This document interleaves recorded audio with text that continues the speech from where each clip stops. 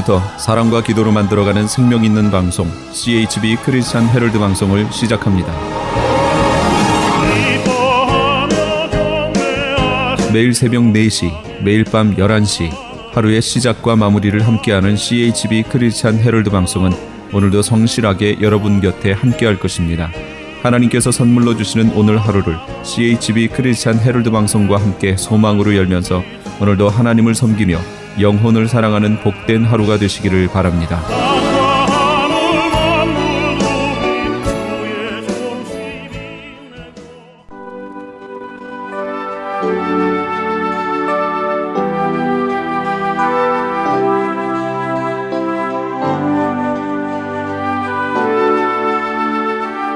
영혼의 쉼터.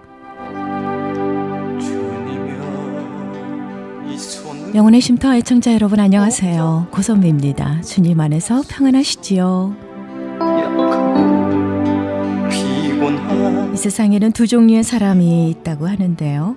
생각하기 위해서 멈추는 사람과 생각하는 것을 그만두는 사람이라고 합니다.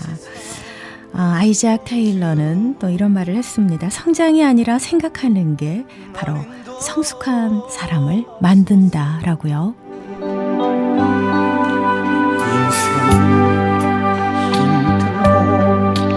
고난이 겹칠 때에 주님 날 도와주세요. 어느 곳에 있든지 우리 주님을 묵상하시는 저와 여러분 되시길 바랍니다. 모든 곳에서 하나님의 창조와 선하심을 볼 수 있는 그런 영안의 눈을 뜨는 자, 하나님께서 사랑하시는 저와 여러분 되시길 바랍니다.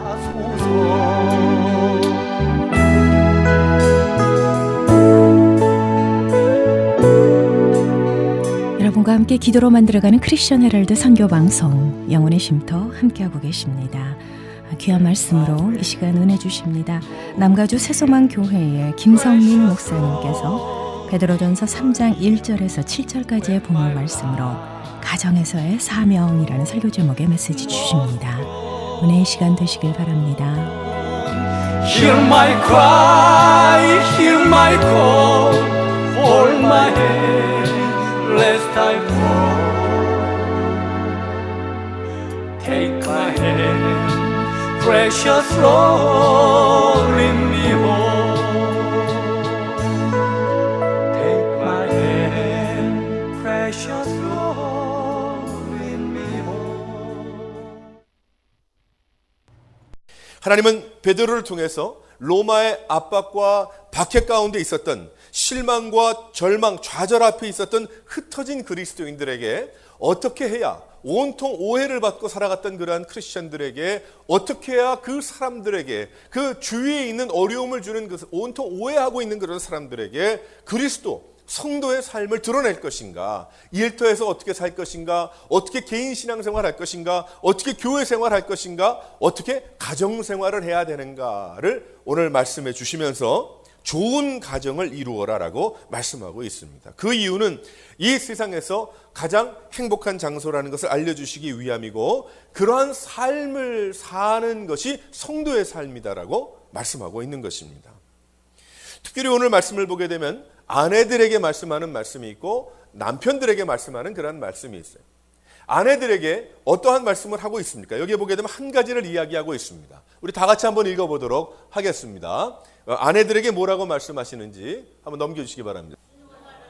순종하라고 말씀하고 있어요. 그러면서 순종에 대한 그러한 이야기를 몇 구절에 통해서 설명하고 있습니다. 그 당시 여자들은 사람 같은 대우를 받지 못하고 살았습니다. 남자들에게 눌려 있었고 여자들은 작게 보았고 그들은 많이 들을 수가 없었고 많이 말할 수가 없었습니다. 그저 남편이 하는 대로 했어야 했던 것이 여자들이었어요. 그래야 좋은 여자라고 생각했습니다. 하지만 그리고 그 당시에는 남편은 언제고 결혼 지참금만 가지고 있으면 그것만 지불하면 이혼이 가능했어요. 하지만 여성들은 이혼을 할 수가 없었습니다. 이러한 상황 속에서 여자가 예수님을 믿어서 가정을 인도한다는 것은 너무나도 힘든 일이었어요. 그들 이러한 상황 속에서 예수 그리스도의 복음을 받고 하나님의 말씀을 가정에 들어가 가르친다는 것은 어떤 면에 있을 수 없었던 그러한 일입니다.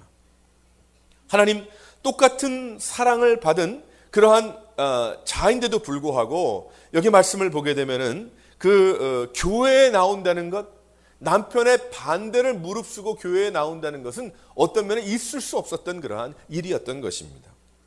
이러한 가운데 교회에 나오면 무엇을 가르쳤는가 하면 평등을 가르쳤고 자유를 가르쳤어요. 하나님께서 하나님의 똑같은 자녀요, 남자와 여자가 모두 다 하나님의 자녀임을 이야기하면서 과연 하나님은 그 여성들에게 자유하기 때문에 마음대로 생활하라고 이야기하지 아니하고 이 베드로 사도를 통해서 어떤 말씀을 하고 있냐면 더욱 순종하십시오라고 말씀하고 있는 것입니다. 얼마나 답답하고 괴롭겠습니까? 매일 예배당에 나와도 남편의 관계, 특별히 신앙이 다른 문제 때문에 얼마나 고생이 많겠어요. 그래서 한번 남편의 서포트를 받으면서 교회 나와서 예배를 드렸으면 좋겠다라고 생각하는 그런 경우들이 많이 있었을 것입니다. 저도 이전에 그런 분들을 간혹 보게 됐는데 한 여자 성도님께서 눈물을 글썽글썽하면서 참 올해는 제 남편이 예수 믿을 수 있도록 함께 기도했으면 좋겠습니다. 그렇게 이야기하는 분이 계셨고, 또 어떤 분은 정말 수요예배 나와가지고 은혜를 받고 참 찬송하고 하나님 말씀을 깨닫고 그렇게 살고 싶은데 남편이 너무나도 교회 나온 것을 반대하고 있기 때문에 제가 수요예배 나올 수가 없습니다라고 안타까운 그러한 고백을 하는 그러한 여성도 보았습니다. 베드로는 이러한 가정 안에서 그리스도를 믿는 것에 대한 오해의 문제를 해결하기 위해서 아내들에게 먼저 자신의 남편에게 순종하라. 여기에 순종하라 하면 무슨 뜻이냐면 순결하라라는 그러한 뜻인데 여기에 두려워함으로, 하나님을 두려워함으로 순결한 그러한 마음을 간직하라고 말씀하고 있는 것입니다. 한 남자의 아내로서 자신의 순결을 지키기 위해서 하나님의 뜻을 이루라고 하는 거예요. 순결이라는 말은 육신적인 그러한 순결만을 이야기하는 것이 아니고 자신의 마음과 몸을 믿음으로 지키라는 거예요. 내가 주님 앞에 나와서 예배드리고 은혜 받고 집에 돌아가서 모든 그 은혜가 한순간에 다 깨져버리는 그런 모습이 되지 않기 위해서 그 믿음을 정말 정결한 것으로 알고 그 믿음을 지키기 위해서 남편들에게 잘하라는 거죠. 순종하라는 것입니다. 그때 남편이 믿지 않는 자라 할지라도 아내의 정숙한 삶을 통해서 전도의 기틀을 마련할 수 있다라고 말씀하고 있습니다. 집에서 목소리를 높이고 아내가 자신의 옳음을 주장하고 싸우고 격렬한 분쟁을 하게 된다면 그리스도의 사랑을 전할 수가 없기 때문에 아내들에게 특별히 정결한 마음으로 하나님께 받은 귀한 은혜가 깨어지지 않는 그런 잘 간직한 믿음, 그것을 지키기 위해서 가정에서 조심하라는 거죠. 남편에게 순종하라는 것입니다. 그래서 1절 말씀에 보게 되면 그 아내의 행위로 말미암아 구원을 얻게 하려 함이라. 할렐루야. 말씀하고 있습니다. 이런 일이 일어난다는 거예요. 가정의 부부가 같은 신앙의 발걸음을 가지고 나가지 않는 경우들이 많이 있는데 그 문제가 해결받을 수 있는데 특별히 여성들에게 남편에게 순종함을 통해서 이 일을 이루라는 것입니다. 그러면서 아브라함의 아내 사라가 바로 이러한 순종을 보였다고 이야기하죠. 그는 남편을 주인으로 모시고 남편이 사랑하는 하나님을 사랑하고 하나님의 뜻을 따르는 남편, 믿음으로 살아가는 그 남편 아브라함께 순종했어요. 만일 지금 이 시대의 아내들도 이 사라와 같이 남편을 따르는 그 따름같이 순종하면서 남편의 하나님을 주인으로 모시고 순종할 때에 그러한 가정을 통해서 하나님께서 놀라운 역사를 이루어 주시고 아름다운 그러한 열매를 많이 맺게 하시기 때문입니다. 그러니까 아내들은 소망을 가져야 됩니다. 우리 부부가, 우리 가정이 정말 믿음으로 함께 무릎 꿇을 수 있도록 하나님 도와주소서. 근데 그것이 목소리 높여서 되는 게 아니고 데모한다고 되는 게 아니잖아요. 그러니까 하나님께서 사도 베드로를 통해서 순종하라고 이야기하는 것입니다. 오늘 여기에 예배하는 아내들은 어떠십니까? 남편들에게 사라가 주었던 그러한 존경과 사랑을 남편에게 나누고 있습니까?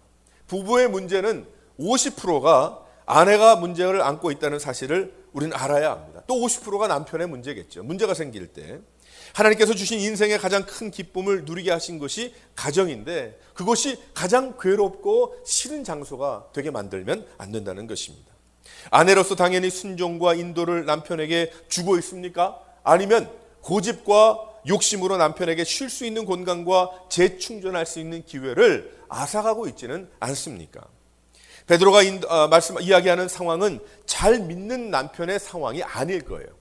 그 남편의 그 상황이 아마 흩어진 그 크리스찬들, 어려운 가운데 있었던 그 여성들이었기 때문에 그 모두 다 믿음이 좋은 그러한 단계가 아니었을 것입니다.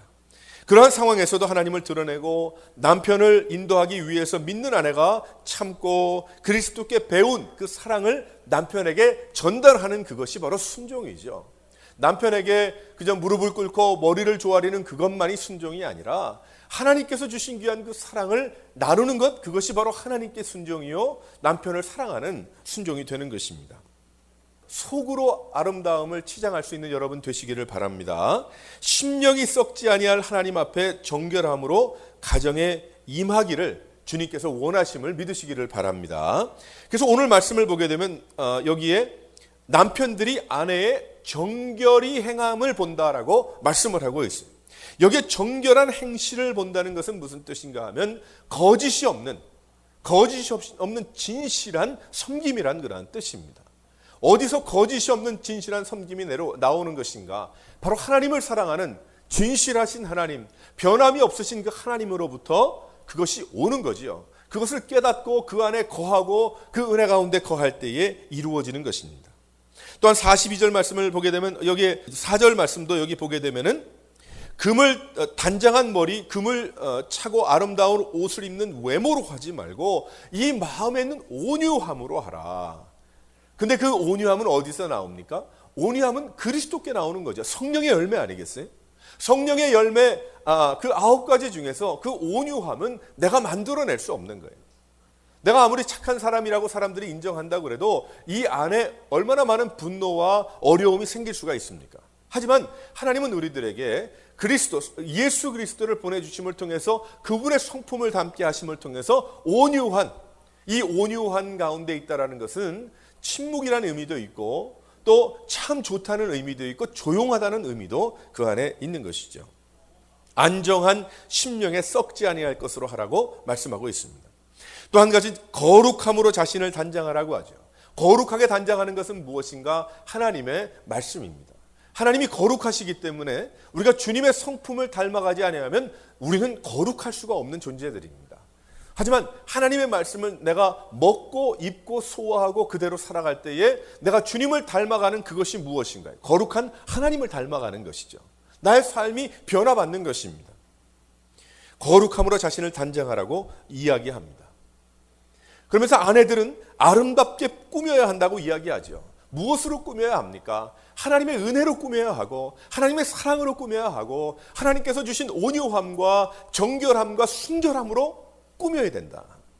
그때에 그 여성은 이전에 예수 안 믿을 때 여성과는 동일한 여성이나 아내이지만 전혀 다른 사람이 된 것입니다. 정말 매력적인 그러한 사람이 되는 것이죠.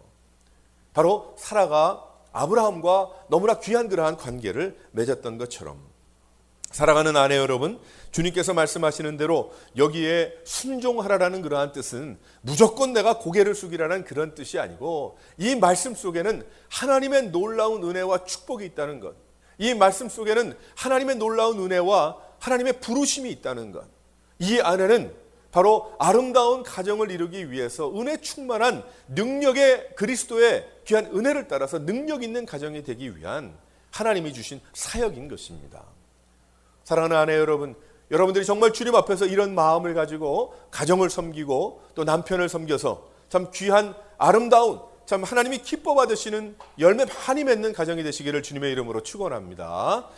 또 한 가지 여기에 좋은 가정은 어떻다고 이야기를 하고 있는가 하면 바로 아내에게만 노력이 필요한 것이 아니라 남편들에게도 책임이 있다라고 이야기하고 있어요. 그래서 7절 말씀을 보게 되면 이런 말씀이 있죠. 남편된 자들아 이와 같이 지식을 따라 너희 아내와 동거하고 저는 더 연약한 그릇이요 또 생명의 은혜를 유업으로 함께 받을 자로 알아 귀히 여기라 이는 너희 기도가 막히지 아니하려 함이라 말씀하고 있습니다. 아내된 그러한 사람들뿐만 아니라 성도된 가정의 가장을 향한 그러한 말씀이에요. 여기 보면 지식을 따라 동거하라고 말씀하고 있습니다. 7절의 말씀은 예수 믿는 남편들은 남자로서의 기준을 가지고 또한 이 세상이 이야기하는 그런 남자의 어떤 기준을 가지고만 가정을 다스리는 것이 아니라 하나님의 말씀을 기준으로 해서 가정을 다스려야 된다라고 말씀하고 있습니다. 로마의 법에는 모든 일의 책임은 아내들에게 있었고 모든 특권은 남성에게 있었어요. 남편에게 있었습니다. 하지만 예수를 믿으면 그러한 삶을 청산해야 합니다. 남편은 하나님을 두려워하고 하나님이 기뻐하시는 방법으로 아내를 대하고 가정을 다스려야 하는 거예요. 그래서 이 안에 남편들이 해야 될 한 3가지의 이야기가 있습니다. 그 가정에서 어떻게 해야 되겠는가? 첫 번째 한번 다 같이 읽어보도록 하겠습니다. 이해가 있어야 합니다. 너희 아내와 동거하고 라고 이야기하죠. 아내와 같이 생활하고 살려면 이해 없이는 살 수가 없고 이해 없이는 동거할 수가 없는 것입니다. 남편을 아내가 자신을 위한 도움의 상대 정도로만 알면 안 된다는 거예요. 비서로 알면 안 된다는 것입니다. 오늘 말씀해 보게 되면 동거한다는 의미는 고난과 기쁨을 같이 나누는 같은 배를 탔다는 그러한 이야기죠. 같은 배를 탔다는 것은 자신이 좋다고 혼자서 흔들어댈 수가 없는 것입니다. 상대를 알아야 되는 것이고 함께 노를 저어가야 하는 것이 바로 부부의 관계다라고 말씀하고 있어요. 남편들에게 이야기하기를 아내와 함께 가정의 페달을 움직이라는 거예요. 인생의 페달을 같이 움직이려면 아내를 많이 이해해야 한다는 것입니다. 동거하는 그 모습이 마음이 있어야 한다는 것이죠. 연수가 더해가도록 건강의 변화를 이해해야 합니다. 또 나이가 점점 많아질수록 정신적인 변화를 이해해야 합니다. 여성의 한계를 충분히 이해해서 그 이해하는 그 마음과 중심으로 동거할 수 있다. 그것이 하나님이 기뻐하시는 것이고 이 세상 사람들이 그러한 가정을 보면서 예수 그리스도를 볼 수 있다라고 말씀하고 있는 것이죠. 그러나 이해가 아니라 나에게 맞추어져야 한다고 고집하면 그렇게 살면 살수록 피곤해지는 거예요. 서로 짐이 되는 것이고 어렵게 되는 것입니다. 그 이유는 바로 믿는 가정의 행복이 바로 전도이기 때문이죠. 믿는 가정의 그 행복함이 바로 이 세상의 전도지가 되기 때문입니다. 다름을 인정하고 갈수록 이해성이 낮아지는 것이 아니라 점점 갈수록 더욱더 이해하고 하나가 되고 더욱더 사랑하고 나가는 그러한 모습들, 바로 동거함이다라고 이야기합니다. 하지만 우리는 동거함을 이야기할 때 같이 사는 것만을 동거한다고 이야기하죠. 여기에서 말씀하시는 그 말씀은 그 이상의 그런 메시지가 있는 것입니다. 그래서 남편의 이해가 있어야 된다. 남편의 배려가 있어야 되고 남편의 넓은 마음이 있어야 한다는 것입니다. 그때에 하나님이 기뻐하시는 가정, 더 나아가서는 이 세상이 엄청나게 오해하고 있는 그러한 성도의 그 삶을 보여주고 예수님이 어떠한 분이신지를 알려줄 수가 있음을 믿으시기를 바랍니다. 또 한 가지 남편은 어떠해야 된다고 이야기합니까? 다 같이 한번 읽어봅니다. 정중해야 한다라고 이야기하고 있어요. 그 7절 말씀을 보게 되면 저는 더 연약한 그릇이요 또 생명의 유업을 함께 받을 자로 알아 귀히 여기라 라고 이야기합니다. 이 잘못된 남녀의식을 바꾸어야 함을 말씀하고 있죠. 세상이 인정하고 또 부러워하는 가정이 되려면 남성들의 변화가 있어야 하는데 여성들에 대한 인식이 바뀌고 여성들을 정중하게 대할 수 있어야 합니다. 그런 여성을 고귀하게 우리 아내를 중요하게 여길 수 있는 그런 마음이 아니면 정중하게 대할 수가 없는 것입니다. 그래서 행복한 가정생활을 위한 그런 남편의 7계명이 있어요. 어떤 사람이 그걸 적어놨는데 제가 한번 쭉 읽어드리도록 하겠습니다. 첫 번째로 이런 얘기를 합니다. 아내가 변화되기를 바라지 말고 내가 먼저 변해야 한다. 아내는 기성품이 아니다 라고 이야기합니다. 아내는 기성품이 아니라는 거예요. 또 한 가지, 아내를 어머니나 다른 여성과 비교하지 말라. 세 번째는 어두운 표정을 지은 채로 귀가하지 말라. 가정은 병원이 아니다 라는 겁니다. 또 네 번째, 아내의 허물과 실수를 공격하지 말라. 아내는 끊임없이 위로받기를 원한다. 또 한 가지는 다섯 번째로 고개로 그 아내를 사랑하라. 아내가 말할 때 항상 고개를 끄덕여주고 반응하라는 거예요. 또 여섯 번째로 아내를 관리하려 하지 말고 아내는 물건이 아니고 인생의 영원한 협조자다.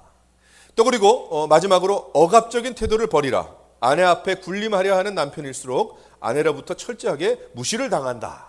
이런 7가지의 참 지혜로운 그러한 이야기를 어떤 사람이 했어요. 참 기억할 만한 그러한 일인 것 같아요. 7절에 보면 기도가 막히지 않게 하려 함이라. 마지막으로 남편의 이러한 책임을 다하지 않을 때 그의 기도와 하나님 사이에 장벽이 생긴다는 거예요. 스스로도 장벽이 생기고 또한 아내도 하나님과 장벽이 생길 수가 있다는 거예요. 아내가 남편을 바라보면서 하나님을 바라봐야 되는데 그 일이 제대로 돌지 않다 보니까 문제가 깊게 되는 것입니다. 어떠한 것이 있습니까? 우리 쉽게 얘기하면 먹고 사는 문제에 책임을 다해야 돼. 게으르면 안 됩니다. 또 한 가지는 평안을 제공하고 편안을 제공해야 된다. 마음의 평안함, 마음이 안정되고 온유하고 참 마음이 평안할 수 있도록. 근데 그 평안이 어디에서 옵니까? 하나님을 사랑하는 그 남편의 믿음에서 오는 것이죠. 이 세상에서 평안을 얻을 수가 없잖아요. 하지만 하나님이 부어주신 은혜 충만히 받을 때 모든 것이 다 사랑스러워진다는 말이에요.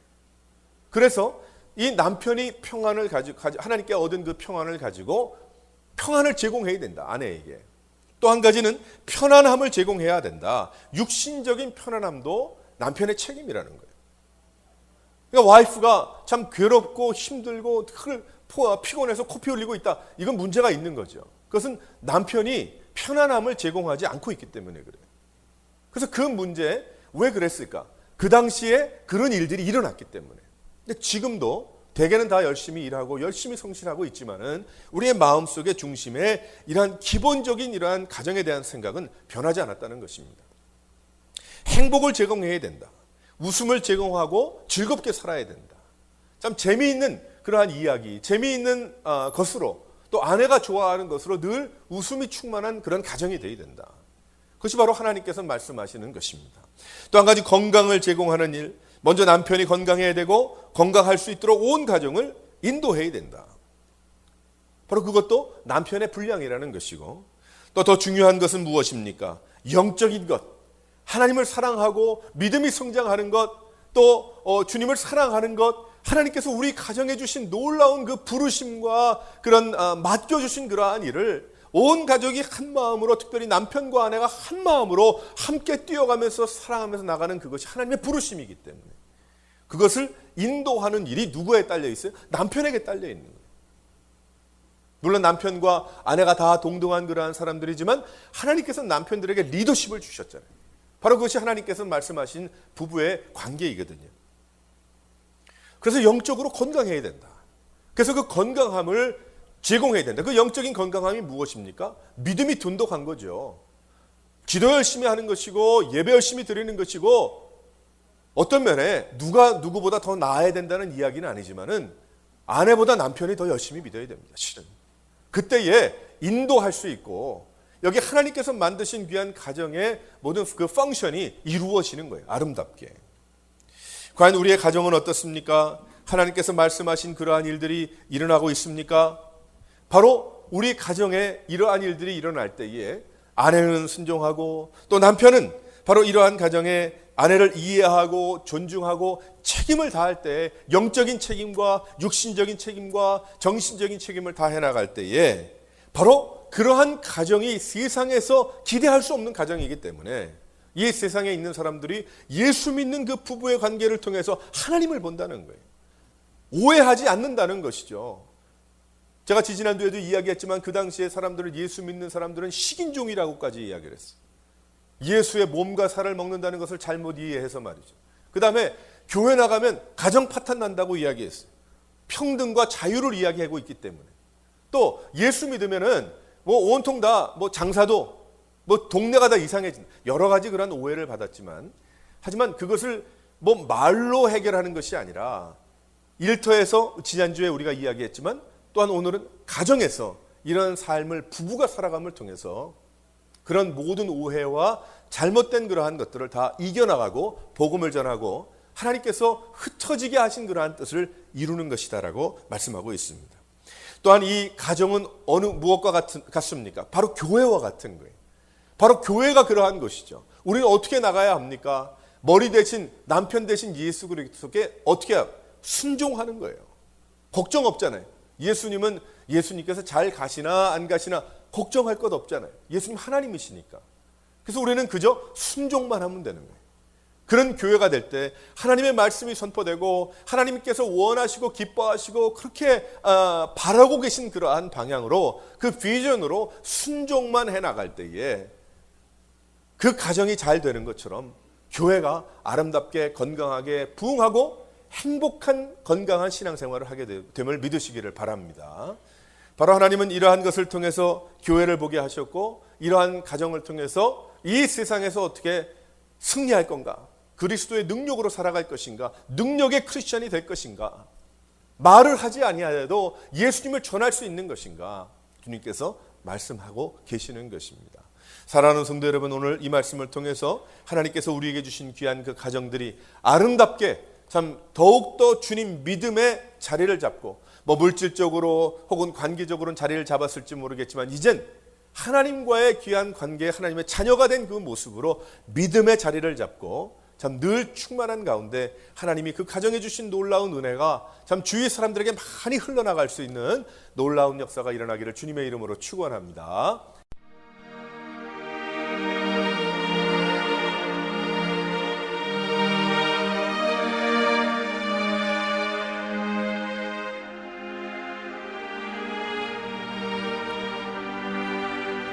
지금까지 남가주 새소망 교회의 김성민 목사님께서 은혜 주셨습니다. 베드로전서 3장 1절에서 7절까지의 본문 말씀으로 가정에서의 사명이라는 설교 제목의 메시지였습니다. 은혜 많이 받으셨는 줄 믿습니다.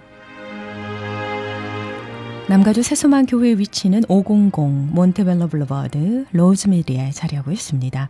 말씀 듣고 신앙 상담 원하시는 분은 503 지역입니다. 332-1941 503-332-1941번으로 문의하시기 바랍니다.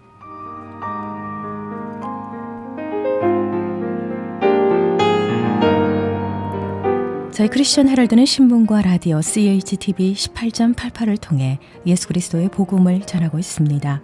CHTV 18.88은 다양한 프로그램으로 24시간 여러분과 함께합니다. 24시간 방송되는 모든 프로그램을 인터넷으로도 시청하실 수 있는데요. 39년 전통의 크리스천 헤럴드 웹사이트 www.chtv1888.org로 들어오셔서 은혜로운 말씀과 함께 찬양, 교계 소식 등 다양한 정보를 함께 나눠주시면 고맙겠습니다. 여러분들의 많은 관심과 사랑 그리고 기도를 부탁드립니다.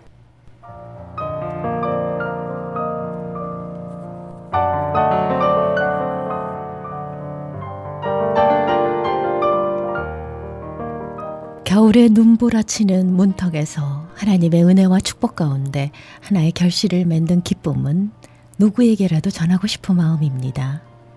하나님의 말씀으로 모든 것을 해결하고 어려운 역경 가운데 이루어낸 환희의 기쁨은 어느 누구에게라도 전하고 싶은 마음입니다. 40년의 세월이 순간순간 하루같이 묵상과 기도로 이겨내는 나의 인내는 하나님만이 모든 것을 알 수 있는 분이라고 믿습니다. 네, 이 내용은요. 정지윤 목사님의 40년에 걸어온 발자취 출판 기념회 초대의 글이었습니다. 2016년 1월 30일 토요일입니다. 오후 3시에 열리는데요. 성서 장로교회에서 열립니다. 작가가 섬기는 교회라고 하네요. 전화번호 소개를 해드립니다. 310-515-7207 그리고 정지윤 목사님 전화번호입니다. 213-249-0771 213-249-0771번으로 문의하시면 되겠습니다. 이 시간 영혼의 쉼터는 신비한 영양제 M3에서 도움 주고 계십니다. M3를 아십니까? 무슨 병에 걸렸던지 큰 효과를 준다는 신비한 영양제. 혈액에 영양을 공급하여 힘이 생기니까 피곤하지 않고 이제는 지팡이 없이 걸을 수 있다고 많은 분들이 간증을 합니다. 혈액 해독, 기력 회복, 뼈 골수 영양 공급, 심장, 뇌, 혈전 용해. 유태인 회사가 제조한 특수 영양제. M3, 혈액순환을 잘 되게 하는 최고급 영양제. M3, 크던 작던 아픈 곳이 있다면 M3. 213-435-9600, 213-435-9600번입니다. 정직한 마음으로 권해드립니다.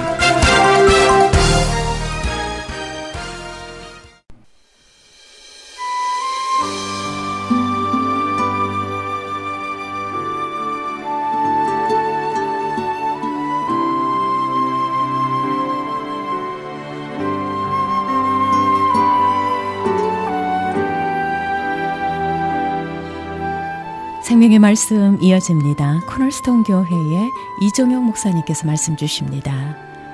마태복음 7장 24절에서 29절까지의 본문 말씀으로 반석 위에 지은 집, 지혜로운 코널스톤이라는 설교 제목의 메시지입니다.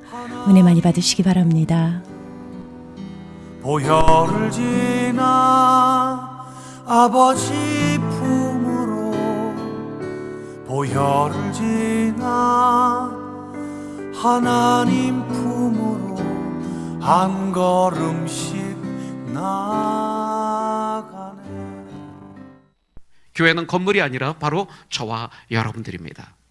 그런데 우리는 코너스톤이라고 이름을 정했습니다. 모퉁이의 돌이 되신 예수님, 또 머릿돌이 되신 예수님으로 인해서 나는 지어져 가고 우리 가정도 지어져 가고 그리고 코너스톤도 지어져 가는 이런 전쟁을 하는 하나님의 나라 코너스톤, 이것이 저희 소원입니다. 그러기 위해서 이 말씀은 아주 중요합니다. 산상수훈의 마무리입니다. 어떤 사람이 지혜로운 사람이며 어떤 사람이 어리석은 사람일까? 세상적으로 판단하는 경우가 있습니다. 저 사람은 참 지혜로운 사람이야, 저 사람은 왜 이렇게 바보 같아 하는데 가만히 들어보면 거기가 다 자기의 생각, 자기의 어떤 지식에 근거해서 판단하는 겁니다. 그러나 주님의 말씀에 의해서 하는 것을 분별이라고 그러죠. 그런데 오늘 말씀을 통해서 우리는 분별할 수가 있습니다.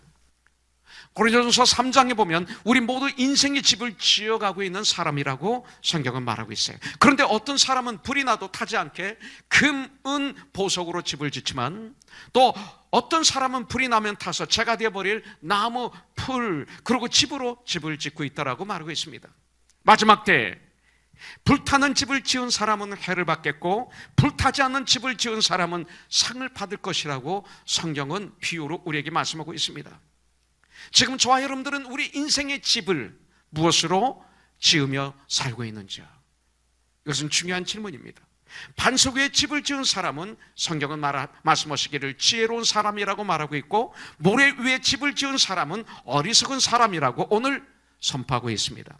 그런데 이 반석 위에 세운 집인지 모래 위에 세운 집인지 보통 때는 알 수가 없습니다. 살아가는데도 그렇게 별 문제가 없습니다. 그런데 비바람이 몰아치고 산더미 같은 파도가 몰아치고 태풍이 몰아치고 홍수가 나고 쓰나미가 오면 고난이 오고 환난이 오고 핍박이 오고 그리고 어려움이 오면 그때 모든 것이 다 드러나게 되어 있다고 오늘 가르쳐주고 있습니다. 우리가 지혜로운 사람인지 또 어리석은 사람인지 우리의 삶이 반석 위에 세운 삶인지 그렇지 않으면 우리의 삶이 모래 위에 세운 삶인지 반석 위에서 신앙생활하는 성도인지 모래 위에서 신앙생활하는 성도인지 힘든 일이나 환난이 나에게 닥쳐왔을 때 알 수 있다고 오늘 우리에게 가르쳐주고 있습니다. 그런데요, 지혜로운 사람과 어리석은 사람 공통점이 있습니다. 같은 것들이 있습니다. 지혜로운 사람이나 어리석은 사람이나 모두 교회에 나와서 하나님 말씀을 같이 듣습니다. 지금 여기 있는 말씀은 사람은 교회에 나오는 사람들을 얘기하고 있습니다. 예수님을 믿는다고 하는 사람들 중에 지혜로운 사람이 있고 어리석은 사람이 있다는 것입니다. 그래서 그들에게 공통점이 있는데 같이 나와서 예배를 드리는 공통점이 있고 말씀을 같이 듣는 공통점이 있습니다. 또는 이 지혜로운 사람이나 어리석은 사람이나 모두에게 고난이나 환난이나 시련, 어려움, 핍박 이런 것들이 다 온다는 것입니다. 사도 바울은 로마서 8장 17절에 보면 자녀이면 하나님의 자녀이면 또한 상속자, 천국의 후사 곧 하나님의 상속자예요. 그리스도와 함께 한 상속자니 우리가 그와 함께 영광을 받기 위하여 모든 것 하나님께 영광이 되지만 그 영광을 함께 받게 해주신다는 거예요. 예, 고난도 함께 받아야 할 것이니라 성경은 말씀하고 있습니다. 이 땅에 사는 동안 우리들이 삶 가운데 수많은 시련과 환난과 고난과 핍박과 어려움이 닥쳐온다는 거죠. 그래서 마태복음 7장 25절에 보면 비가 내리고 창수가 나고 바람이 불어 그 집에 부딪히되 모든 집에 비가 내리고 창수가 나고 폭풍이 몰아치고 쓰나미가 오고 강한 바람이 누구에게나 불게 돼 있어요. 이런 고난이 환난이 이런 시련이 우리 믿는 자들에게 온다는 것입니다. 그런데 예수님은 말씀하시기를 지혜로운 자만이 이런 고난을 넉넉히 이길 수가 있다 이것입니다. 본문에 들어가기 직전에 예수님이 21절에서 이런 말씀을 하십니다. 나더러 주여 주여 하는 자마다 다 천국에 들어갈 것이 아니요 다만 하늘에 계신 내 아버지의 뜻대로 행하는 자라야 들어가리라. 그러면서 이어서 주님은 22, 23절에서 말씀하십니다. 그날에 많은 사람이 나더러 이르되 주여 주여 우리가 주의 이름으로 선지자 노릇하며 주의 이름으로 귀신을 쫓아내며 주의 이름으로 많은 권능을 행하지 아니하였나이까 하리니. 23절 그때 내가 그들에게 밝히 말하되 내가 너희를 도무지 알지 못하니 불법을 행하는 자들아 내게서 떠나가라 하리라. 여러분들 이게 무슨 뜻일까요? 교회 오면 찬송도 합니다. 똑같이 기도도 똑같이 합니다. 예배도 자연스럽게 함께 드립니다. 신앙의 고백도 함께 합니다. 또 신앙적인 어떤 열정까지도 나타낸 모습을 어리석은 자나 지혜로운 자가 보일 수 있습니다. 일도 많이 했습니다. 이곳저곳에서 누구보다도 열심히 가르치고 봉사하고 일도 합니다. 그런데 주님 앞에 서는 그날 그 중에 어떤 사람은 이 말씀을 들어야 되는 사람이 있다는 거예요. 내가 너희를 도무지 알지 못하니 불법을 행하는 자들아 내게서 떠나가라. 이것이죠. 그렇다면 이 두 집이 가진 차이점이 뭘까요? 두 집의 가진 차이점, 깊이의 차이가 있습니다. 그 다음에 장소의 차이가 있습니다. 모래 위에 바위 위에. 정성의 차이가 있습니다. 장소는 어디에? 모래 위에 세워진 집은 쉽고 빨리 지어졌을 것입니다. 그러나 반석 위에 세운 집은 그 집의 기초를 반석 위에 놓는 과정에서 얼마나 땀을 흘렸겠어요? 얼마나 많은 수고와 정성이 들어갔겠어요? 얼마나 충성된 일꾼들로 땀을 흘면서 했을까요? 온 마음을 다해서 했을까요? 온 정성을 다해서 했을 거예요. 그 집을 그렇게 지어갈 거예요. 많은 시간과 노력과 경비를 들여서 지어갔을 거예요. 지혜로운 사람들 이렇게 지어갈 때 주위에서 이런 얘기를 들을 거예요. 왜 그렇게 불필요하게 노력하느냐? 모래 위에 집을 지은 사람들로부터 조롱을 받고 경멸을 당했을지도 몰라요. 왜 너희 행위로 노력하느냐? 이거예요. 구원은 은혜다. 값없이 받은 거다. 넌 문제 있다 내 믿음에. 이것이 몇십 년 동안 있었던 한국 교회를, 미국 교회를, 전 세계 교회를 망치게 했던 무서운 닥트린, 구원파의 닥트린 아닙니까? 그러나 바울을 보십시오. 베드로를 보십시오. 바나바를 보십시오. 신라를 보십시오. 누가를 보십시오. 마가를 보십시오. 디모데를 보십시오. 우리 믿음의 선배들을 보십시오. 그들은 구원을 값없이 믿음으로 받았어요. 근데 정말로 예수를 믿고 정말로 예수님을 사랑하기 때문에 이제 구원받은 하나님의 백성으로서 이 땅에서 주님이 각자에게 주신 그 귀한 일을 감당하기 위해서 죽음을 각오한 믿음의 선배들을 볼 수 있잖아요. 사도 바울을 보십시오. 나는 주님의 은혜로 구원을 받았다. 하나님께서 나를 사도로 택하셨다. 서신서의 첫 장을 보면 사도 바울이니까 하나님으로부터 택함 받았다는 이 언어와 감격으로 가득 찬 말씀이 나오지 않습니까? 고린도후서 11장 23절 28절에 보니까 그래서 바울은 감옥에도 들어갔고 유대인으로부터 40에 하나 가만 39대 매를 5번씩이나 맞고 한 번만 맞아도 평생 불구자돼요. 몽둥이로 3번 태장을 맞고 한 번 돌로 맞아서 죽기 직전에 살아났고 복음을 증거하러 가다가 배가 3번이나 파산해서 한 번은 일주일 동안 그 바다에서 깊이 들어서 사경을 헤맸고 죽다 살아났고 강의 위협, 강도의 위협, 동족의 위협, 이방인의 위험, 시내와 광야의 위험, 바다의 위험, 거짓 형제의 위험 수고하고 애쓰고 여러 번 자지 못하고 줄이고 목마르고 여러 번 굶고 춥고 그리고 헐벗었었다. 그럼에도 모든 교회를 위한 염려가 나에게 있노라. 이런 정성 우리에게 필요하죠. 디모데후서 2장 3절에 보니까 너는 그리스도 예수의 좋은 병사로 나와 함께 고난을 받으라. 여러분들 이 기초를 든든하게 하기 위해 우리는 얼마나 많은 땀과 에너지를 주님께 바치고 있습니까? 사실 전심으로 해야 되는 거죠, 주님을. 여러분들 그래서 요한계시록에서는 죽도록 충성하라 이렇게 말씀하는 거예요. 여러분들 누가복음을 보면 이렇게 기록이 됐어요. 6장 48절에 보니까 집을 짓되 깊이 파고 주추를 반석 위에 놓은 사람과 같으니 그랬어요. 깊이 파는 것 정성스럽게 하나님의 집을 지어가는 것, 그게 뭡니까? 성경을 읽는 거예요. 말씀을 읽는 것. 낮과 밤으로 말씀을 읽는 자가 복이 있다고 성경은 말씀하고 있죠. 그런데 그게 쉽지가 않아요. 여러분들, 그런데 주님을 진정 사랑하면 먼저 성경을 깊이 묵상하게 됩니다. 근데 그것이 쉬운가요? 매일 그렇습니까? 아니에요. 저도 힘들어요. 매일 큐티 하는 거 힘들어요. 성경 공부가 쉬워요. 그냥 책 펴놓고 적으면 돼요. 큐티는 캄캄한 nothing, 아무것도 안 보이는 상태에서 무릎을 꿇는 행위예요. 너무 힘들어요. 큐티는 하나님 말씀에 나를 비추어서 나를 어저스트하는 게 큐티예요. 남과 관계가 없어요.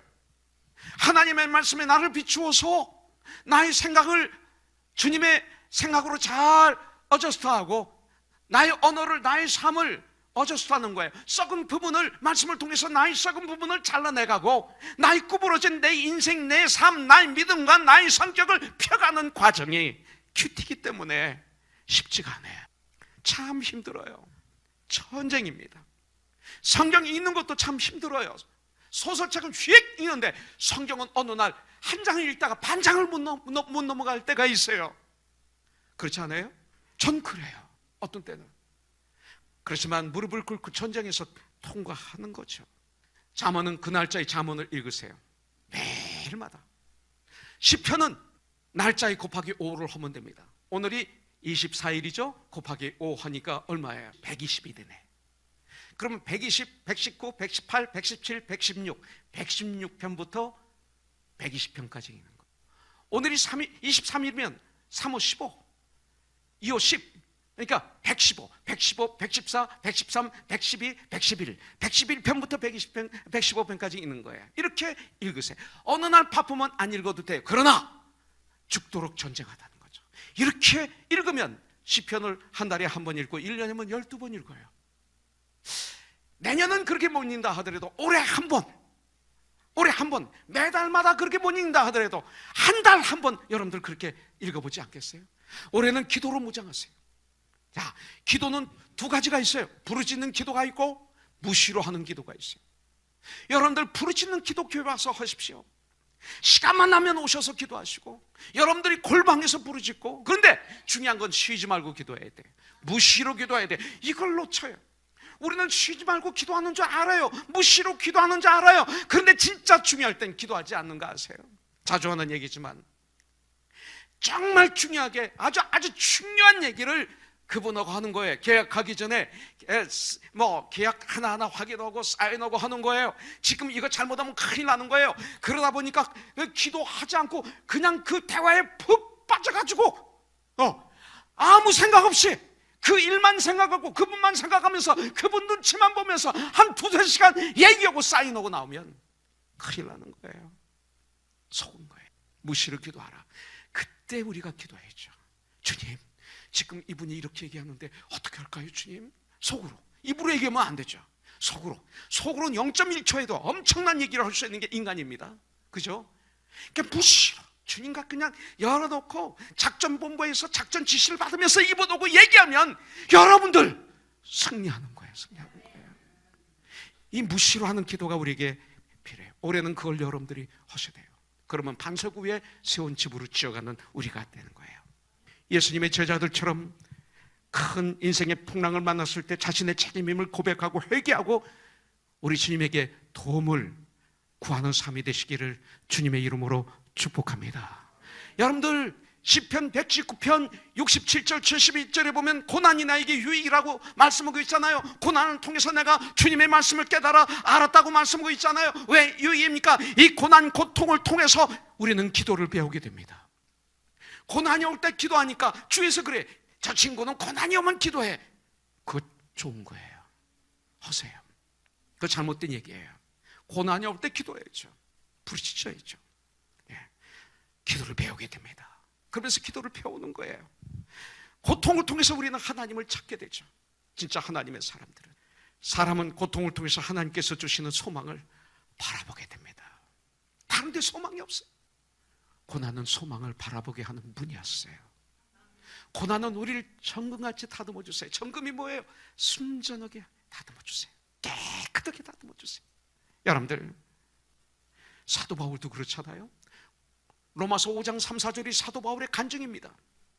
다만 이뿐 아니라 우리가 환난 중에도 즐거워하나니 이는 환난은 인내를, 인내는 연단을, 연단은 소망을 이루는 줄 암이니라. 이건 바울의 간증입니다. 바울의 간증. 힘이 들고 어려워도 하나님의 말씀에 기초를 두고 뿌리를 내리고 흔들림이 없는 삶, 흔들림이 없는 신앙생활을 하게 되면 하나님께서 흔들림이 없는 믿음을 가진 그 사람에게 은혜를 부어주시고 귀중히 여김을 받는 축복을 주시는 거예요. 26절에 보면 나의 이 말을 듣고 행하지 아니하는 자는 그 집을 모래 위에 지은 어리석은 사람과 같으리니 그랬어요.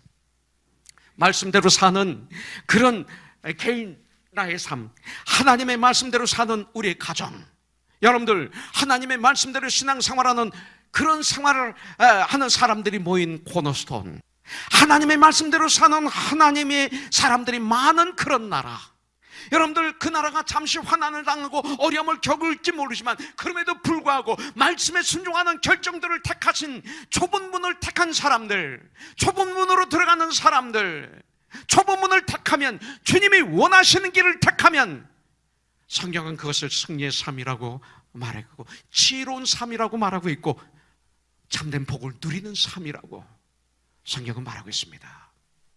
이사야서 3장 7절을 보니까 내 이름으로 불려지는 모든 자, 곧 내가 내 영광을 위해 창조한 자를 다 오게 하라. 그를 내가 지었고 그를 내가 만들었느니라. 왜 오게 해요?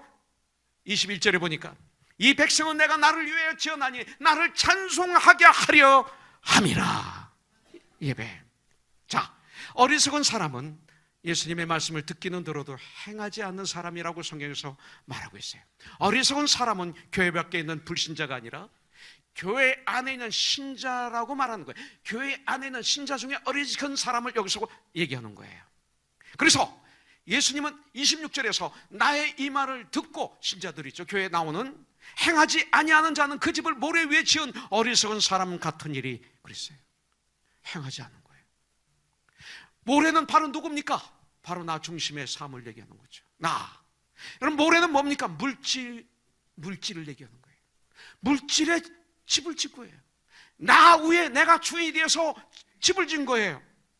바로 나 중심을 물질이라고 표현하고 있어요. 모래라고 표현하고 있어요.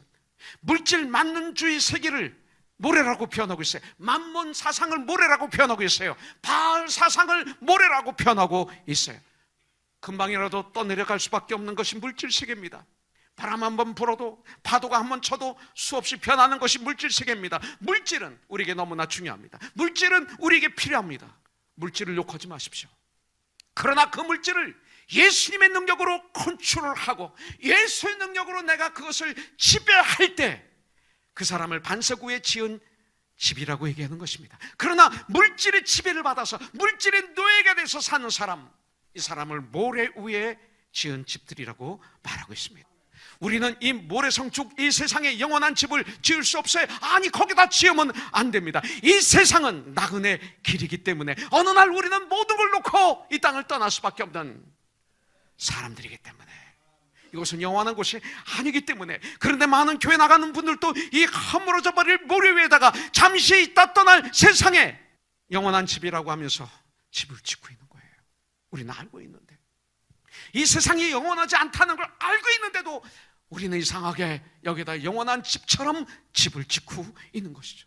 이 땅에서 영원한 집을 예비하는 게 아니라, 여러분들 그 험한 모래 위에 누가 집을 짓겠습니까? 그런데 너무나 많은 여러분들 교회 나오는 사람들이 모래 위에 집을 짓고 있다는 것입니다. 그래서 주님은 26절에서 나의 말을, 이 말을 듣고 행하지 아니하는 자는 그 집을 모래 위에 지은 어리석은 사람이라고 가르쳐 주시고 있는 거예요. 인생은 딱 한 번 사는데, 인생의 집을 딱 한 번 우리는 짓는데, 말씀의 털을 잘 다지고 든든한 집을 지어야 되지 않겠습니까? 돈이 너무 많이 든다고 그래서, 시간이 너무 오래 걸린다고 그래서, 물질적인 손해가 있다고 해서 빨리 짓고 싶어서 설계도대로 집을 짓지 않고 자기 마음대로 집을 짓는다면 그 집은 세월호처럼 무너지고 말죠. 마찬가지로 하나님의 말씀이 우리 인생의 설계도 아닙니까? 블루프린트. 내가 말씀을 판단하는 것이 아니라 말씀이 나를 판단하고 말씀이 나를 주장하게 하는 삶, 지혜로운 삶이에요. 주기도문에 있는 말씀 그대로 나라가 임하옵시며 뜻이 하늘에서 이루어진 것 같이 이 땅에 이루어지리다. 복음을 전파하며 영혼을 구원하는 이 귀한 일 우리가 감당해야 돼요. 어리석은 사람들은 누굽니까? 믿음의 겉모양에 너무 치중해요. 이분들은 본질적인 진리가 아닌 비본질적인 진리를 가지고 그냥 치고받고 싸우다가 인생을 끝내고 떠나는 불쌍한 사람들. 여러분들, 교회 건물 질 때도 파란색 빨간색으로 싸우고 이런 것들로 싸우는 거예요. 이런 교회가 진짜 많아요. 성경의 가장 대표적인 그런 사람들이 누구예요? 바리새인들입니다. 바리새인들은 형식적인 그리고 외식적인 신앙만을 추구했던 것을 볼 수가 있습니다. 바리새인들은 하나님의 영광을 구하지 않고 자기 영광을 구했습니다. 많은 사람들을 의식했습니다. 여러분들은 어떻습니까? 그러나 예수님은 그런 것이 아닌 모든 면에서 온전하게 성장하기를 원하시죠. 마태복음 23장 23절에 보니까 화 있을진저 외식하는 서기관들과 바리새인들이여 너희가 박하와 해양과 근처에 11조는 들이되 율법에 더 중한 바 공의와 국률과 믿음은 버렸도다. 그러나 이것도 행하고 저것도 버리지 말아야 할지니라 말씀하고 있어요. 지혜로운 사람과 어리석은 사람 모두 평상시에는 아름다운 집을 소유한 것처럼 보입니다. 그러나 고난과 시련과 핍박과 이런 환난이 닥치면 지혜로운 자와 어리석은 자는 전혀 다른 결과를 맞이하게 됩니다. 어리석은 자의 집은 무너지면 떠내려가지만 지혜로운 자의 집은 안전할 것입니다. 어리석은 자의 집은 그 고난으로 떠내려갑니다. 환난이 오면 떠내려갑니다. 환난에 의해서 핍박이 오면 핍박에 떠내려갑니다. 문제가 생기면 그 문제로 떠내려갑니다. 승리하지 못합니다. 예수 안 믿어도 교회는 다닐 수 있습니다. 여러분들 기도와 말씀으로 무장하지 않아도 신앙생활하는 데 지장이 없습니다. 세상은 예배드리는 시간에 공부하라고 돈 버는 것이 지혜롭다고 생각합니다. 심지어 교회 나가는 사람들도 그렇게 얘기합니다. 그래서 자기 자녀들 어떤 문제 있을 때는 교회 못 나가게 합니다. 그렇게 세상을 따라가 보십시오. 편안은 합니다. 편안. 그러나 평강은 없습니다. 주님이 주시는 평안은 없습니다.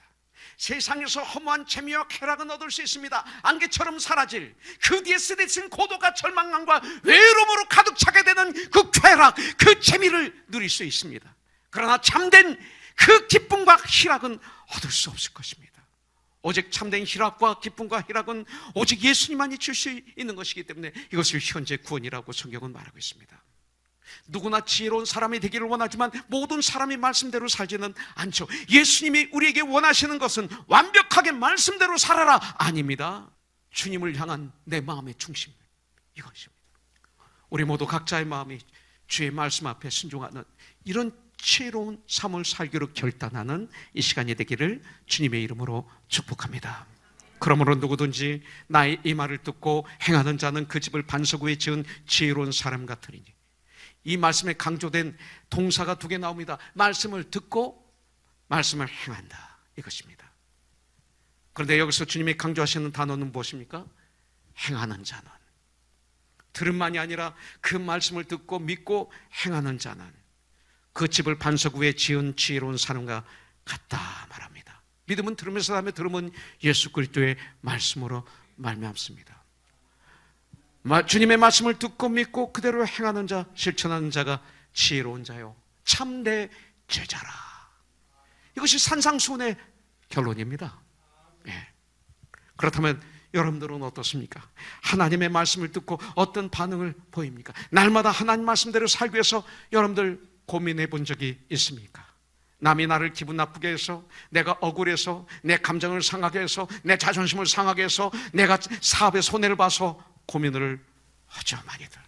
그러나 정말 말씀대로 살기 위해서 고민하고 전쟁해 본 적이 있습니까? 하나님의 말씀을 쫓아 나의 삶을 지어가고 있습니까?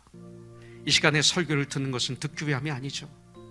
그냥 설교를 듣는다면 아무 의미가 없습니다. 듣고 믿고 행해서 우리의 삶 속에서 예수님의 향기가 풍기고 소금의 직분을, 빛의 직분을 감당하고 주님의 편지가 되어서 세상 사람들이 나를 통해서 주님을 알고, 이런 역사가 일어나야 됩니다. 그러기 위해서 우리는 성장해야 되죠.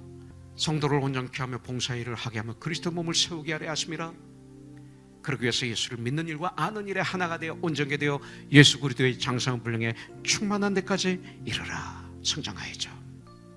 내 가정에, 나의 삶에, 내 가정에, 부부간에서 하나도 변화가 없다면 안 되는 거죠. 반석은 오직 예수 그리스도예요. 세상에서 반석처럼 여겨지는 것들도 결국은 다 무너지고 사라지잖아요. 정권 무너집니다. 인기도 무너집니다. 권력도 무너집니다. 다 무너집니다. 그러나 예수님은 어제나 오늘이나 영원토록 동일하십니다. 그렇기 때문에 그 터 위에 주님의 모퉁이 돌이 되어서 인생의 집을 짓는 자들은 영원한 줄 분명히 믿습니다.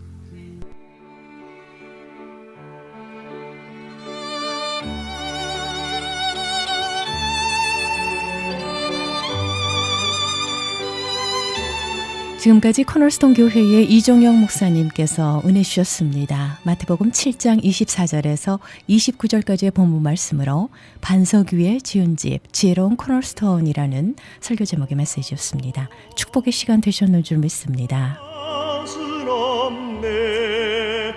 이 세상 보기와 바꿀 수 코널스톤 교회의 위치 소개를 해드립니다. 24,428 사우스 벌몬 애비뉴 하버시리에 자리하고 있습니다. 말씀 듣고 신앙상담 원하시는 분은 310지역 530-4040 310-530-4040번으로 문의하시기 바랍니다. 그리고 웹사이트 www.cornerstonetv.com을 참고하시기 바랍니다.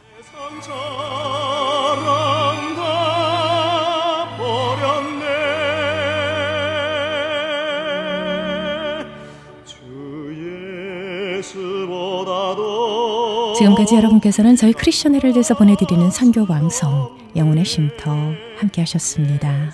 상심한 내 마음속에서 손영진 찬양 함께 하시면서요. 영혼의 쉼터 여기서 마무리하겠습니다. 지금까지 저는 고솜이었습니다. 주님의 옷자락 안에서 편안한 밤 되십시오. 고맙습니다. 사랑합니다.